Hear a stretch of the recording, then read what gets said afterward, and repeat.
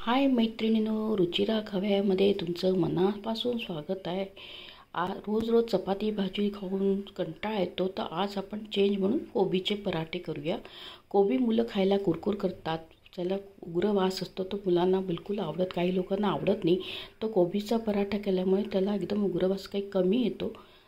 आणि या कोबीमध्ये पण खूप फायदे आहे. कोबीमध्ये व्हिटॅमिन सी आणि पचनास एकदम कोबी चांगली आहे. त्यामुळे मुलांना पराठे करून गेली तर ते एकदम चवीने पटकन खातील. तर आज आपण कोबीचे पराठे करूया.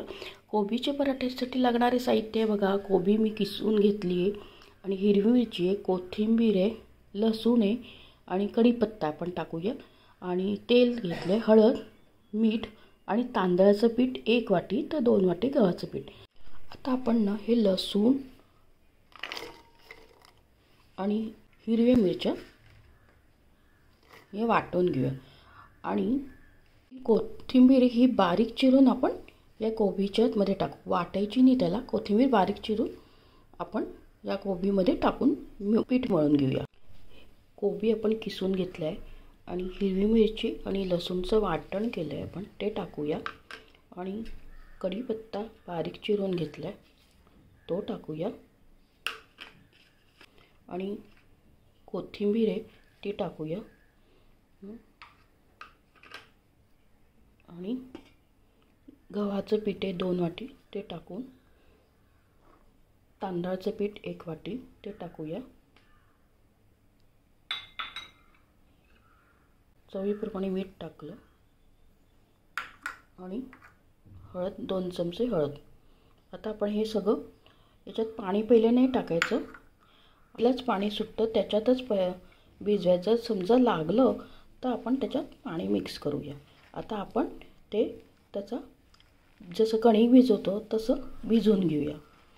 पराठ्याची कणिक घट्ट भिजवून घ्यायची आणि आपण त्याचे पराठे करूया. आता आपण हे लाटून घेऊया. थोडं पीठ लावायचं कारण की त्याला घट्ट भिजवायची पराठ्याचं पीठ. आणि आपण असं छान लाटून घेऊया. मला मोठे करायचे तर मोठे करू.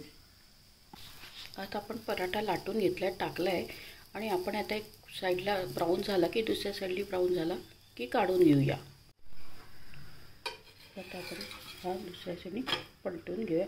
आता आपण त्याला थोड्याने शिजलं की तेल लावूया. आता आपण छान सगळी साईडने तेल लावून घेऊया.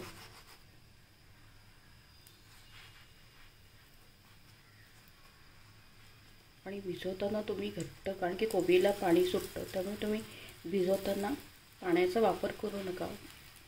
लागलं तरच पाणी टाका, पण कोबीला पाणी सुटतं त्यामुळे घट्ट भिजवा, म्हणजे तुम्हाला लाटताना त्रास होणार नाही. पटापट ते कोबीचे पराठे होतात.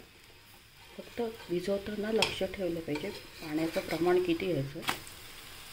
आता आपण या साईडला पण तेल लावून घेऊया.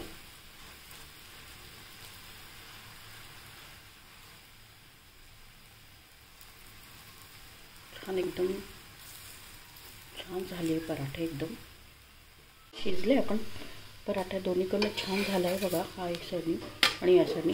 आता आपण तो प्लेटमध्ये काढूया. आणि हे बघा कोबी पराठे रेडी आपले. आपण प्लेटमध्ये काढून घेतले. दही घेतले आणि सॉस, तुम्हाला चटणी काही दहीसोबत पण छान लागतात, सॉससोबत पण मुलांना सगळ्यांना आवडतील. तुमचे घरचे कोबी पराठा न सांगता करून द्या त्यांना, ते एकदम खुश होतील. आणि माझ्या चॅनलला लाईक आणि सबस्क्राईब आणि कॉमेंट करायला विसरू नका.